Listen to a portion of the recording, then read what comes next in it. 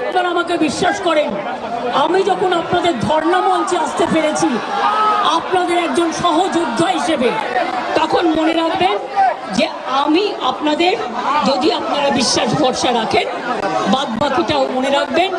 আমি আস্তে আস্তে করে, একদিনে তো সব হয় না, করতেও সময় লাগে, আমাকে একটু সময় দিন। আমি নিশ্চয়ই সাধ্যমতো চেষ্টা করব।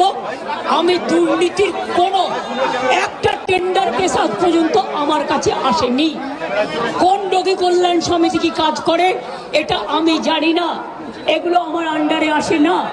তাও বলি, যদি আপনাদের কোনো কমপ্লেন থাকে, কমপ্লেনের ভিত্তিতে নিশ্চয়ই আমরা তদন্ত করব। এমনিতে বিনা কারণে কাউকে সাজা দেওয়া যায় না। তদন্তে যদি প্রমাণিত হয় আমি নিশ্চয়ই সাজা দেব। আর একটা কথা, সুপ্রিম কোর্টে কেস চলছে, মনে রাখবেন 17 তারিখেও ডেট আছে।